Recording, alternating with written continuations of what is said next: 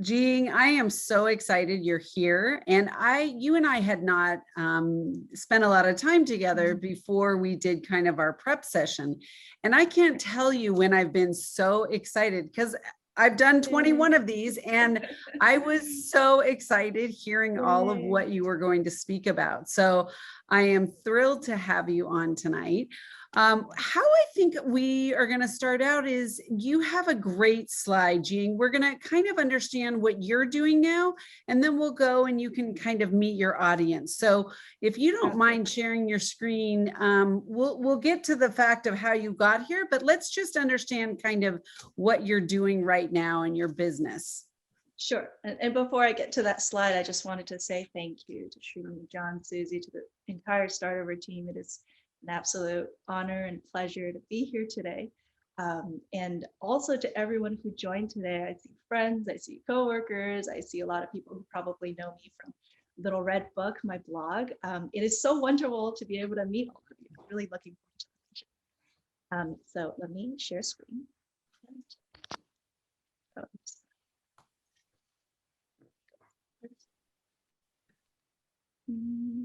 And if you, on the bottom left, I think, there you go. You can go back. There we go. Okay. Perfect. So what am I doing now? So I am a health coach. And for those who are not familiar with health coaches, we are like a career coach or a fitness coach. We provide the know-how, the expertise, the support, the accountability to help people achieve their health goals and to address specific health concerns. Okay, so I work with clients one-on-one, and I see some clients here today on the call as well. I am also a wellness blogger. So I have a blog.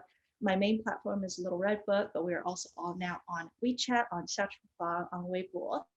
And I talk about all the different aspects of health because I take kind of an integrative approach to health. So diet is a central part of that, but also I'll talk about career, emotional wellness, relationships, all of it, because I think all of those are important for your overall well-being.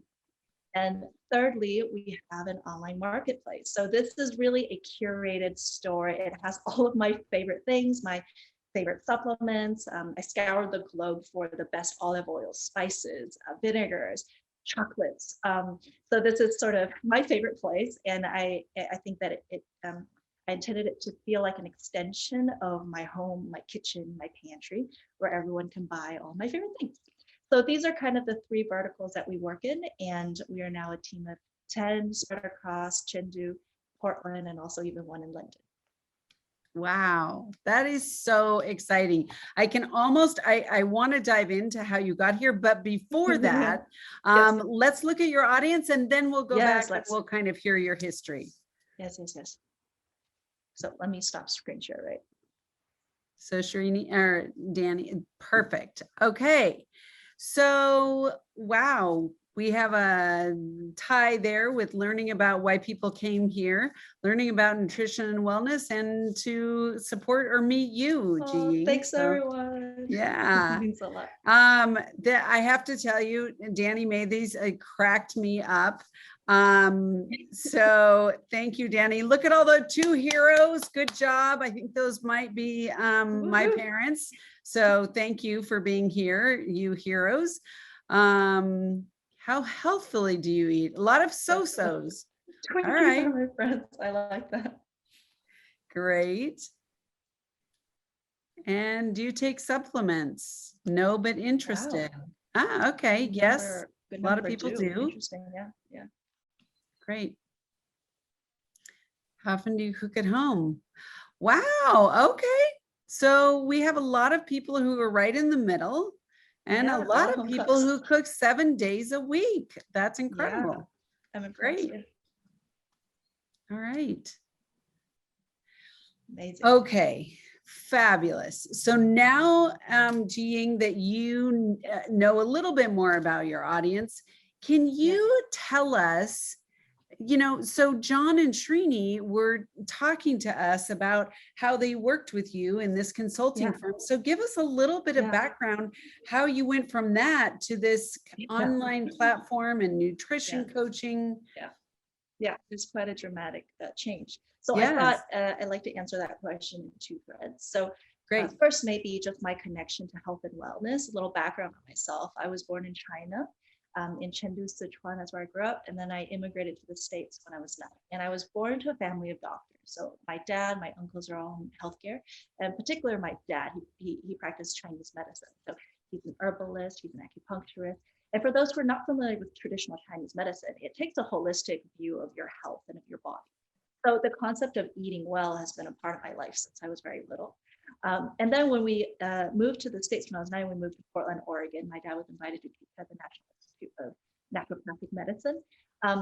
Growing up in Portland influenced me a lot because Portland, for those who are not as familiar, is a very environmentally friendly, very hippie, very health conscious place.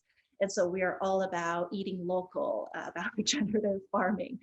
So even when I went off to school at Penn and when I was working, I was known amongst my friends and coworkers as being quite picky about food and about being pretty health conscious. And then so after I graduated from school, I went to Penn, I studied finance and accounting. I was lucky enough to be hired by Maricon, where Srini and John were. And I worked in strategy consulting for about 6 years. Now, it was an incredible opportunity. I learned so much. I was given a lot of responsibility. We worked on super cool projects. I traveled all the time. From the outside looking in, it was incredibly glamorous, incredibly lucky. But there are definitely shadows to a career that is as fast-paced and as challenging as consulting is.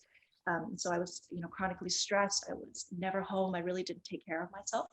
And so I was suffering from a lot of health problems, chronic fatigue, some problems that were unexplainable. And I was feeling burnt out and quite lost. And so I was lucky enough, the partners treated me really well, but I was able to take 2 sabbaticals actually. And during those sabbaticals, I went home to Portland. And I started taking supplements. Before that, I really didn't take them seriously. I worked on my diet. I started learning about nutrition and health on my own, first to just heal myself, but also then later on just out of interest because I thought it was really interesting. And I remember then feeling like, okay, like I think other people are going through the same things that I am. And I feel like if people just had a bit more information, it could make a huge difference. So that's kind of my health journey. And then the other thread is kind of the entrepreneurship side of things. And I think looking back, I'd always been kind of entrepreneurial. So I remember when I was little in China, we lived in, these huge apartment complexes. And I remember one summer, like all the kids were playing with these soft bullet guns. And so I would pick up the soft bullets from the grass and they were reusable. I collect them and then I kind of resell them or trade. And then I hired more kids to join me. and then when we moved to the States, I discovered lemonade stands. I mean, what an incredible concept. I fell in love. So I set up my own little stand, but I didn't know how to make lemonade. So then, my dad's a tea drinker. So I would steal all his most expensive teas. I would brew them and then I would sell them at my stand. And then in college, all of my friends know about this, but I had a pho restaurant. I ran a pho restaurant out of my dorm room. So I was selling pho in college. So there's definitely always been a part of me that's a bit scrappy, entrepreneurial. I love the idea of creating something out of nothing and making an idea a reality. So that's always been a part of me. And then it was in 2013, I was lucky enough to be working on a project in Shanghai. And we were working for one of the largest consumer healthcare companies in the States. And part of the project was just redoing their China strategy. And we were looking at other product categories for them, new markets that they might want to expand into. And I remember we made this bubble chart and like the y-axis was like growth and then, the x was maybe market size or something. And the top right corner was the Chinese supplements market. And this made complete sense to me because every time we traveled back to China, my parents and I would have our suitcases full of supplements because the Chinese supplement market is still incredibly underdeveloped. And there's a lot of snake oil salesmen in the market. Half the market is still direct sales. So there's a lot of subpar products. There's a lot of misinformation, disinformation. So I knew that, I filed that kind of in the back of my head. I knew that there was an opportunity and I was really interested in that. So then in 2017, I decided to quit. I thought that this was the right time. I was, I think, 27 at the time. I didn't have a family yet. I thought it was the right time to kind of take a big risk. And so I quit. I moved back to China. Because I knew, I moved away when I was 9. So I felt like I really needed to be in the market to get to know what it's like living there, to get to know the people. So I spent 2 years there. Wow. In the beginning, to start out, I actually started selling, professional grade supplements from the US, stuff that naturopathic doctors, nutritionists, my dad gives their patients. And Okay. it was in the beginning all word of mouth, family, friends, word of mouth grew naturally. And what I realized in that process is, first of all, I learned a lot about consumer needs, behaviors, preferences. But I also realized that there's a huge lack of information. So I couldn't believe that people didn't know about lactose intolerance, gluten intolerance. And so then I became really passionate about education. And at first, I started holding these offline events. So I had these weight loss boot camps, insomnia boot camps, de-stress boot camps. And then I realized I wanted more exposure. I wanted to give this information to more people. So I started blogging. So that's how the blogging started. That was, I think, in 2019. And it grew from there. People started following. There was a lot of trust, and they wanted to buy these products. So then I launched a store on Taobao and then on WeChat. And here we are today. Oh my word. I just have all of these questions popping into my brain. And I want to remind everybody, if you have questions, go ahead and put them in the chat. Yes. But I know we'll get to supplements because that is a question I'm very interested in. But so after this incredible journey that you have been on, can you now help us with understanding from your perspective now, with a lot more information, how we can kind of break some of those bad eating Yes. habits that had Yeah. started during the Yeah. pandemic, right? It may have Yeah. been before, Absolutely. but definitely that was definitely something in our house that as soon Yeah. as we were on lockdown, we were baking cinnamon rolls Oh yeah. and, comfort Absolutely. food. So, Absolutely. It's been a tough year, and that's an understatement. A lot of stress, all stuck at home. We've had to feed ourselves 24/7. So definitely a lot of us have fallen back on some worse habits. And so definitely I have a lot of tips. Let me go back to screen sharing. Um, Now, before I get into this, I just want to caveat. I think that I want to make sure that we're approaching discussion not from a place of shaming or punishment, because I think that a lot of weight loss companies are taking advantage of the fact that we have all gained weight during the pandemic. I mean, who hasn't? right. Into calorie counting and all of these diets. And so this is not about that. This is about helping yourself feel your best. It's about the discussion that's rooted in self-care and self-love. So I want to make that distinction very clear. That's Yes. an important mindset to have when we're having this discussion. So having said that, one of my biggest tips that I think is really helpful for people is the concept of key decision moments. So I'll give you guys some examples. So throughout the day, we're faced with choices, and some of them are kind of, you can think of as forks in the road. And depending how you make the choice, it's going to determine how your day is going to go, whether it's going to be productive or not, or healthy or not. And so I'll give you a few examples. One is exercise. For a lot of people, including myself, if I exercise, if I'm able to go for a run in the morning, if I'm able to do some yoga in the morning, I'm more likely to make healthier choices throughout the day, whether it's food or meditation, all of that. Okay. So another example is breakfast. What we eat for breakfast is so, so important. I'm always harping on this point on my blog, but if you're going to have a carb heavy breakfast, sugar loaded breakfast, your blood sugar is going to spike. It's going to crash. You're going to eat more carbs later on. You're going to have sugar cravings. That's a guarantee. So I always recommend people have protein heavy, healthy fat heavy breakfast, and that will last you longer, and you're not going to have those cravings later on. Another one that's similar to breakfast is afternoon snacks, right? So we have those dips in the afternoon. So if you have a sugary snack, you're going to crash. Your energy is going to crash, and then you're going to want carbs for dinner. So healthier alternatives, I love having a handful of nuts or, vegetables and a hummus dip, apples and almond butter. Those are way better. They're not going to spike your blood sugar. So think about these key decision moments throughout your day and make sure that, those are high impact. If you make the right choice, it's going to make everything else a lot easier for you. Great. Then the next one is snacking. I feel like this is something that a lot of people, a lot of my clients have struggled with during the pandemic, the mindless snacking. And I think it's important to recognize, we snack for a lot of reasons.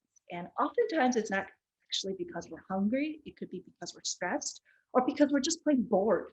Like I've done this. I'll walk over to the pantry and I pantry grapes, because I'm bored. I'm just like, oh, what can I eat? Right. So how do we cut down on mindless snacking? First of all, one question that I like to have clients ask themselves, and that I ask myself is, do I feel like having some vegetables? So if I feel like I'm reaching for the chips, I'm gonna ask myself, okay, do I feel like eating a big bowl of kale? If the answer is no, you're not actually hungry. It's your hormones talking. It wants sugar. Okay, so that's important awareness to have. Another tip is to increase the friction, especially for unhealthy foods, unhealthy snacks. So and conversely, putting all of the healthy snacks, whether it's fridge or pantry, out front, visible, so that it makes it easier for you to make that choice. And then some of the unhealthier snacks options, you hide them. Or first of all, don't bring them home if you can. But if you do decide to bring them home, hide them. So I have clients who will hide them in a box, in a suitcase, under their bed, or they'll leave them in a car, in the garage. Especially if you're, not hungry, you're going to be lazy. So you're not as likely to want to go to the garage and grab them. I know that in, I can't remember the author's name, Atomic Habits, he talks about Yes. it, right? He talks about you have to make one more step to make something Yes. difficult to do, right? So Exactly. that's the suitcase That's that exactly you have to right. unzip in order to get to that. Exactly. Out of sight, out of mind. So the best way is not bring it home. If you bring it home, hide it. Make it hard for yourself to go grab it. Right. And then the third thing is something that I think people hear about, when it comes to meals, but I think portion control is just as helpful when it comes to snacks. So you're going to have some popcorn, get out a small bowl, pour some out, put the bag back in your pantry, and just have that. Yeah, it's very helpful as well. It's great. Fabulous. Okay, go ahead. Oh, sorry. No. Should I go ahead? Perfect. Okay, I'll keep going. The other thing is, especially as the pandemic is easing out, is we're eating out more and we're feeling more comfortable taking out. So, the problem with restaurant food is it's usually highly palatable food. So it's going to be, really greasy. It's going to be high sodium. It's going to be a lot of carbs. So one key is just to understand that you don't have to take meals as they come. So for example, if you're getting takeout or eating out, one of the biggest problems is there's not enough fiber. I like to tell people, so at the top of your the slide, you'll see a plate, a drawing of a plate. I like to recommend that people eat at least 50% to 75% of your meal or your plate needs to be vegetables, all kinds of vegetables, especially fibrous leafy greens. Yeah. So if you're getting takeout, if you're eating out, look at the add-ons. See if you can add more vegetables. See if you can add avocado slices. Or if you're getting takeout and bring it home, I like to keep a large bag of salad greens in my fridge, avocados, nuts, olive oils, add them to your meal. You can personalize it. You don't have to take it as is. Yeah. And then some of my clients struggle with eating out because their friends will want to get pizza or want to get chicken waffles. So my recommendation is to pick the restaurant yourself. Pick out some options that you're comfortable with, where you're going to have healthier options. And you take the initiative and make that reservation. And then if it's still a problem, have a discussion with your friends, talk about your health goals. And I think that they'll be really supportive. And along the way, you're educating them. Some people, if they're struggling with gluten intolerance, their friends might be as well. They just don't realize it. So it really is a win-win. Have that discussion, be transparent. And then again, like I talked about earlier with the snacks, portion control. Fabulous. There's just one more. Yeah. Oh, go ahead. Sorry. Okay, one more. Crowding out. So this is essentially focus on adding the good stuff into your diet, adding more vegetables, for example, and that will naturally crowd out and eliminate some of the junk. I think one of the eating clean has a negative connotation. Sometimes people think, you can only eat kale and nuts. But really what I want people to know is eating healthy can be really delicious as well. They're not mutually exclusive. And if you just focus more on the good stuff, it will naturally crowd out the good stuff. Fabulous. There are many things that I want to change. John, are you listening? He's in the other room. Anyway, so what happens? I love to cook, but what happens sometimes when I am either tonight or other nights when I teach from 7 to 9, and I'm trying to prepare, it feels like really hard. And so how Yes. can I make, what Yeah. should I do when I'm tired of cooking, and how can I help that problem? Yeah. Cooking fatigue is real. So I think that we are all past the phase of being into sourdoughs and banana breads and all that. And it's really hard for a home cook because it's not really just cooking. We are doing the planning, the shopping, prepping, the cooking, the serving, the cleaning up. There's a lot of steps involved. We have to do all of that. So what I'm going to make some tips at each of those steps. And with respect to planning, I love blogs. So I love Bon Appetit. I love 52. I love cookbooks. You can follow bloggers like myself. And just, I'd say I have an arsenal of just a few staple recipes that are simple, that are good, that are easy to make, that are your go-tos. And I think that's really important. Have at least 5 and, and make sure that when you're grocery shopping, to grocery shop for those things. And that'll be kind of part of your backup plan. And then with shopping and prepping, so when you're shopping, make sure you're taking advantage of the frozen aisle and the canned aisle. I don't always have time to shop all the time. So buying frozen and canned are wonderful. A lot of the vegetables and fruits are canned or frozen at their peak ripeness. So they actually are more nutritious and more flavorful than fresh, especially if you're eating out of season. So make sure you're taking advantage of those 2 aisles. And then when I'm cooking, I actually hate prep work. So what I like to do is when I'm back home from the farmer's market, from the grocery store, I do a lot of the prep right away. So I wash, I peel, I cut, put them into containers, and that makes cooking a lot easier later on. So you're really making me think about new jobs for my three Absolutely. teenage Get them daughters, involved. right? It's a Yeah, great way to chop, get them chop. involved. Great. Chores, yeah, absolutely.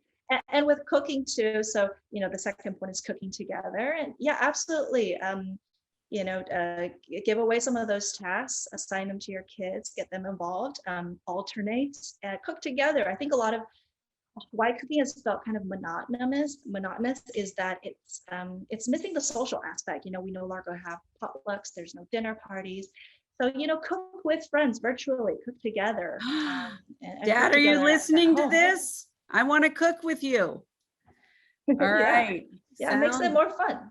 And Absolutely. the DIY meals is really fun for families as well. I love sushi roll. So it's basically you have a spread of different ingredients or burger Right. bars, and everybody just puts together their own meals, and it's easy prep. Sheet pan meals are great. Just throw everything on a sheet pan, pop it in the oven. There's lots of these recipes on them. They're very simple and quick. Fabulous. And the last thing is just having backups, right? Like, because there are going to be days when we just don't feel like cooking. So my favorite backup is a smoothie. And when I'm talking about smoothie, it's not like a sugary smoothie. It's protein, avocados, greens, and a little bit of fruit. And then also frozen meals. There's some great frozen meals out there. Obviously not as great as freshly prepared meals, but it's way better than takeout. And then takeout, having a few better takeout options. Great. I feel like I really need to stay, but part of me feels like I just want to go to the kitchen right now and get started on all of this. There are a few questions in the chat. So Tom asks, I'm curious about my perception that Eastern naturopathics are not subjected to the rigors of Western testing for efficacy, and for example, placebos versus supplements. Mm-hmm. Yeah, absolutely. And I think part of that is, for example, a traditional Chinese medicine, it's been around for thousands of years. And the research has really just begun. Western medicine is not that old. And so part of me wants to say, I think the way that we're conducting these scientific experiments is just not there yet to be able to really assess whether acupuncture works or not. The feedback that you get from patients is absolutely that it works. So I think that the science needs to play a bit of catch up as well. But I am a big believer in traditional medicine. So when we talk about that, then Jiying, we talked about in the beginning, I told you I wanted to have a little bit more information about supplements because I think what Tom is getting at perhaps is, in the United States, we have a lot of rigors around,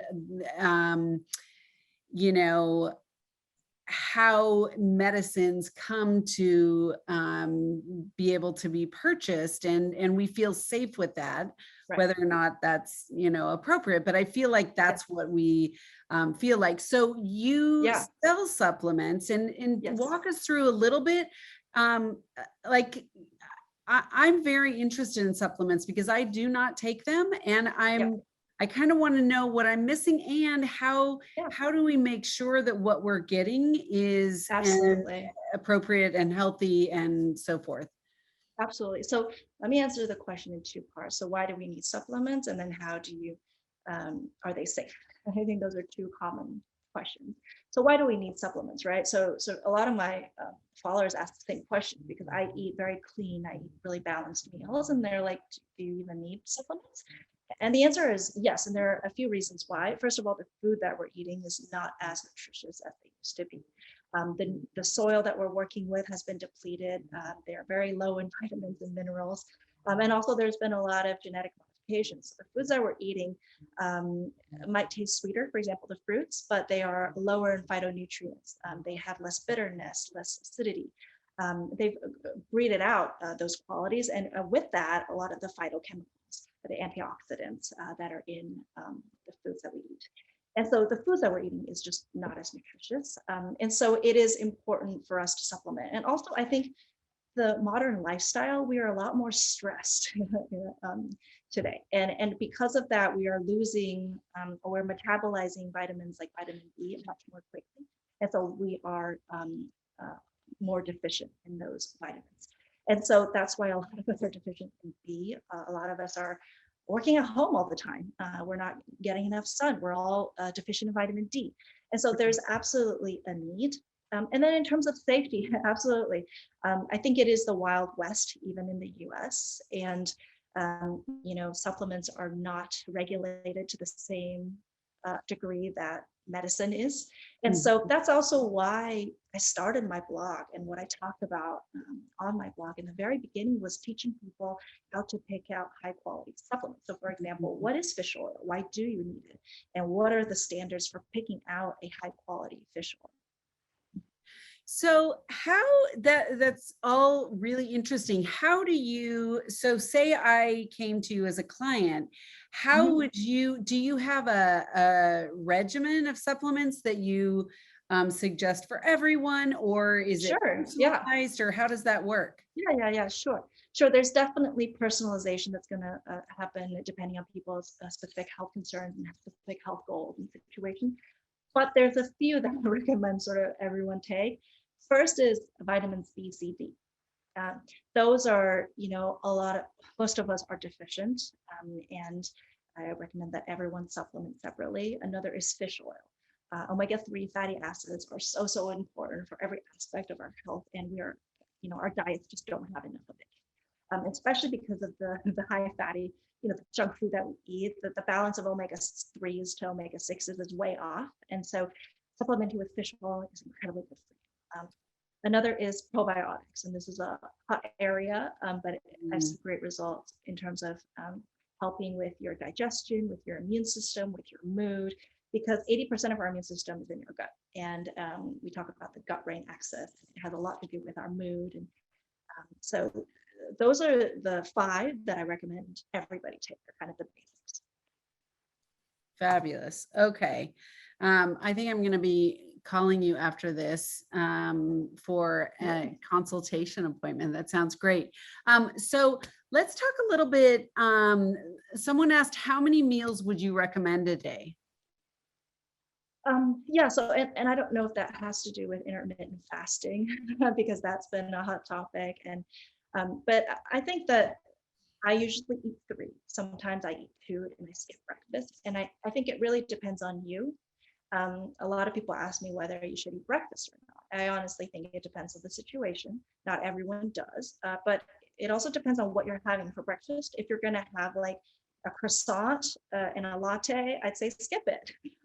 You can do intermittent fasting and shrink your eating window and just do 2 meals. But if you're able to, sit down and have a properly prepared meal, some eggs, some veggies, wonderful, do that.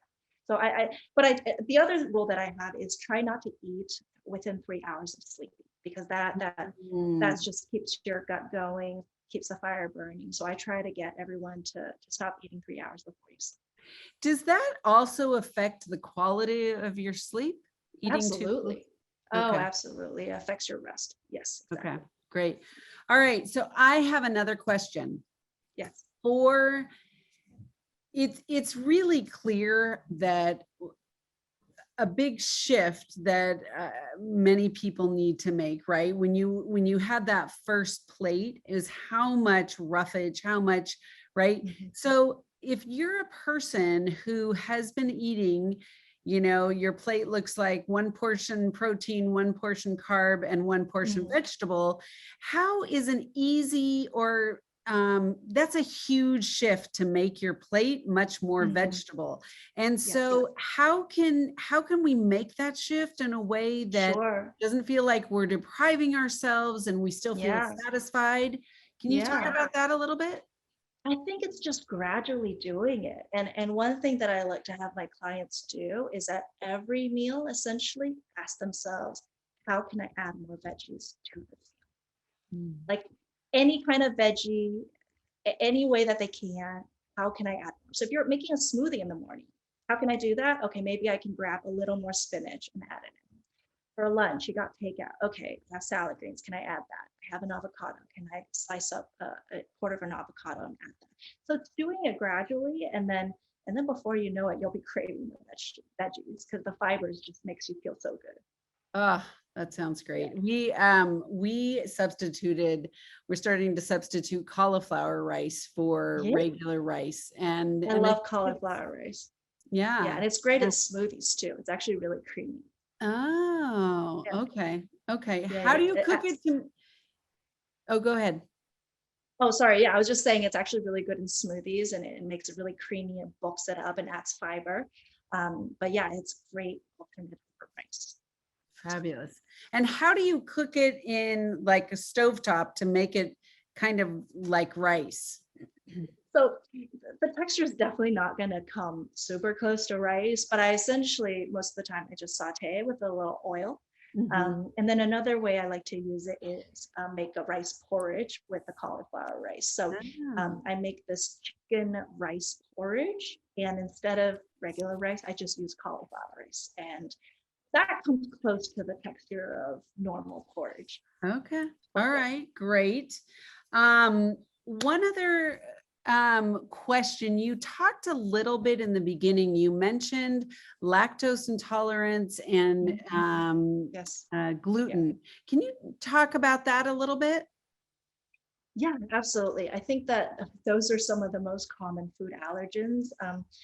Dairy, gluten, the others include sugar, that's a very, very common one, soy, caffeine, and then the list goes on, just shellfish, nightshades. And the problem is, especially with people in China, because there's not enough awareness, there's not enough people doing the education around this, is a lot of the health problems that we're facing are stemmed from these allergens. So usually when I work with clients and I get them on an elimination diet where you basically take out the 5 most common allergens, and for most people, it really is dairy and gluten. That does 80% of the work. Take that Wow. out from your diet for 30 days and you see a dramatic change. I Wow. mean, it's just like night and day, and they feel so much better, less inflammation, clear headed, more energy, gut problems go away. So Wow. those are things that if you're struggling with gut issues, unstable mood, low energy, acne, all of those things, try an elimination diet and try keep a food journal, log what you're eating every Okay. day and how you're feeling. It's really, really healing. Yeah. Wow. That's amazing. Sophie asked, how long can I keep the frozen cauliflower in the fridge, or I guess in the freezer? Yeah, for most fruits and vegetables, usually up to around 6 months. Um, Beyond that, I'd say try to get, I usually make a big batch at a time, but it usually doesn't last me 6 months. I'll be out in like a month. So a month is, that's usually no problem. Great. Fabulous. All right. I am going to ask you kind of if you were to name your top 3 cookbooks, what would they be? Oh, Daniel Walker, Against the Okay. Grain. Okay. So that is great for people who are gluten insensitive and gluten sensitive. And then I really love the book by Andrew Weil, Dr. Andrew Weil. I forgot the name of it, but it's also very clean cooking. So Okay. it avoids a lot of the common allergens, Okay. which is wonderful. What's my third favorite? Otto Lengi, I pronounce the name. Plenty. So I mean, all of his flavor, Plenty, Simple, all of his cookbooks are wonderful. They're plant-based, full Ah, of flavor. He uses a lot of spices. Just wonderful. Because I eat a mostly plant-based diet as yeah. well. I do have meat, but most, and it just makes me feel better. Yeah. Wow. Um, Fabulous. What is the advice on healthy eating for college students who don't have a lot of time to cook for themselves? Great question. Yeah, totally. I think again, it's about doing the best that you can. It's not about being perfect all the time. That's what I like to say. It's just doing the best that you can. And so looking at the different options that you have and going with the one that is just the healthiest. So actually, Sophie just took me to Trader Joe's earlier for lunch, and we grabbed salad boxes that she likes to get at Berkeley, and they were surprisingly good. And so that's a great option. Prepared meals and had lots of veggies, some protein. The sauces I'm not obsessed with because they tend to be really high in sugar and sodium. You just get a bottle of balsamic vinegar, a nice bottle of olive oil, substitute it out, and then Wow. you're good to go. Great. Fabulous. Oh, this is funny. Do you, let's see, do you happen to have the recipe for that yummy looking dish from the previous slide? Oh, which one is that? This one? No. It was at the dish on the table with the watermelon radishes. Oh, I'm not screen sharing. How do I get back? I can't get the screen back. Just a screen share again. Oh, sorry. Technical difficulties. I'm waiting for Sophie to help. Was it this? Was that it? Okay, yes. Is that it? Yeah, so this was actually one of my favorite restaurants in Portland. I think it was called the Buddha Bowl. They are closed, but if I remember correctly, I think they had some sort of a grain. I forgot what it was. Maybe it was quinoa. They had sauteed kale. They had pickled watermelon radishes. I think they just put it in some vinegar, some water. You can make it yourself. And then I think they had a hummus sauce. So it's hummus, added some water to it so it was runnier. And then I also think they had some toasted chickpeas, and I've shared that recipe before too. Just toss it on top so you have this crunch on top.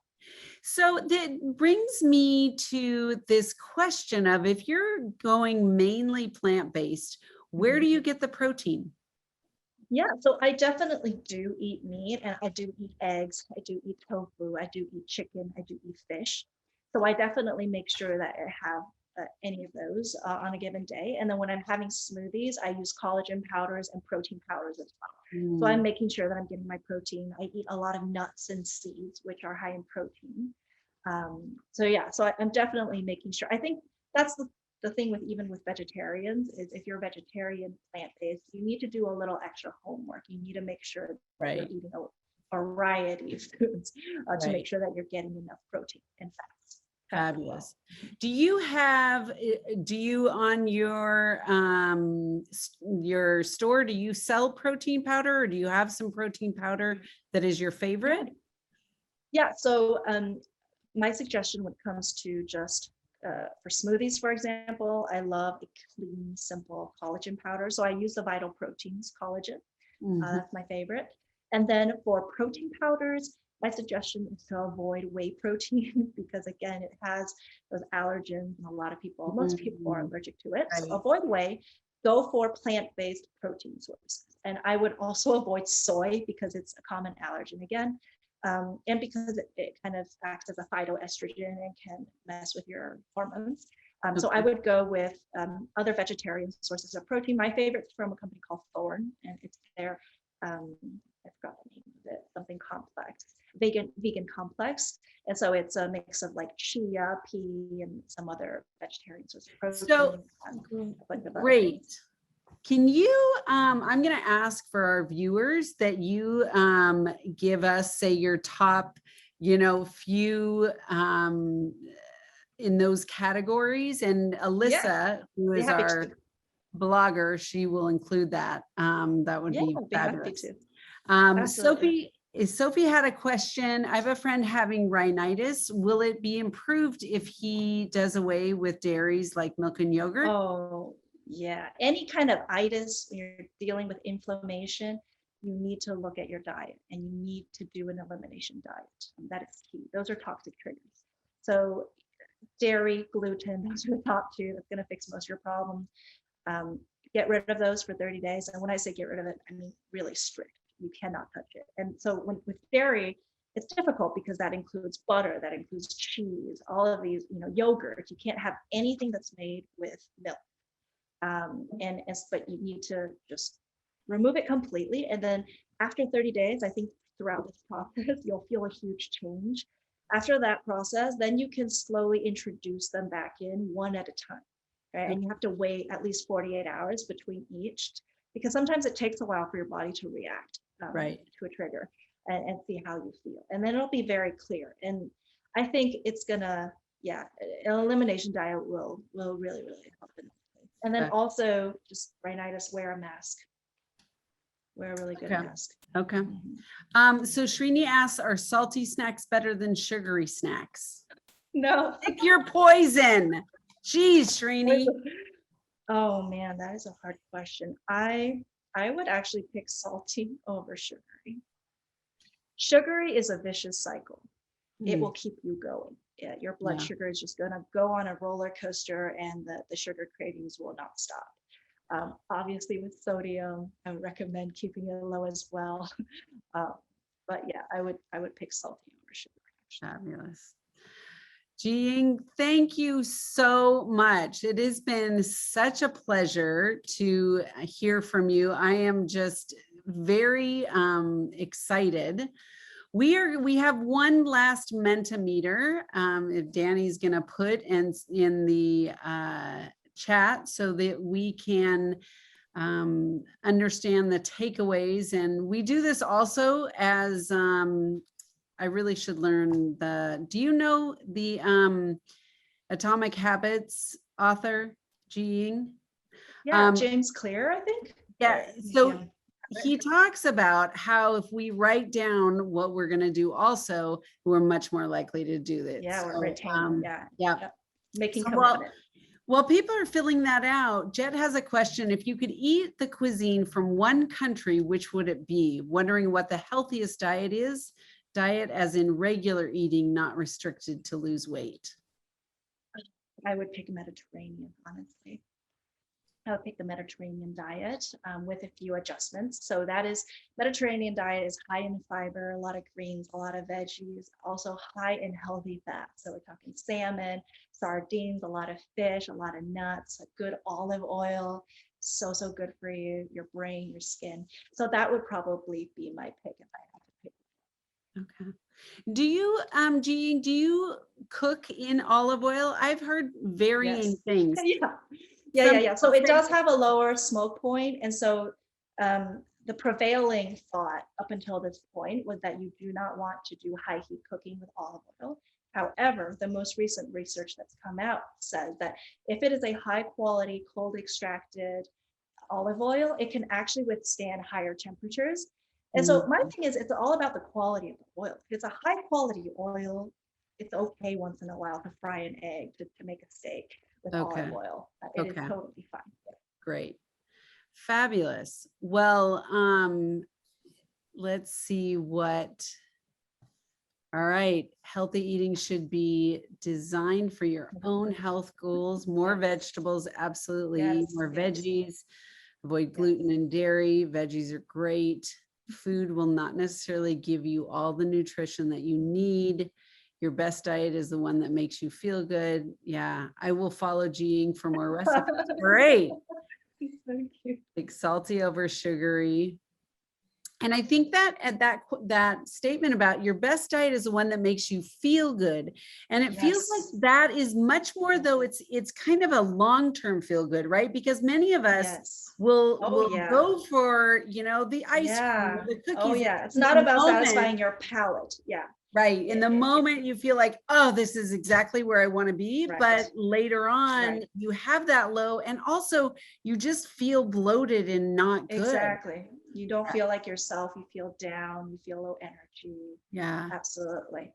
And I think once you start cleaning up your diet, you'll just feel so much better. And so you'll start craving those healthier things. You'll start craving vegetables. When I tell my clients that they'll start craving vegetables, they're like, are you crazy? I'm like, no, it's just, and it definitely happens. Yeah. Yes. Yes. Jean, thank you so much. Oh, What a pleasure. You will be it's been hearing from me. I tell you that for sure. Yes. It's been such an honor. Thank you so much, the Startover team, for having me, and everyone for attending. It's been a lot of fun. And I really hope that you guys have some takeaways from this. And Startover is, for those who are joining new, Startover is an incredible organization. They invite different experts every Tuesday. I'm a regular here. I've learned so much from past sessions. So please, you guys, check out their website, sign up for future events. I'll see you guys here. Fabulous. Thank you so much, Jean. We have Breathing with Brian back again next week. So if you saw Brian, he was actually our first session 21 sessions ago, and he is back next week. So we are great. Yeah. So anyway, have a great evening, everyone. Go eat your vegetables, and we will see you next week. Go eat your veggies. Thank you. Thank you. Thank you.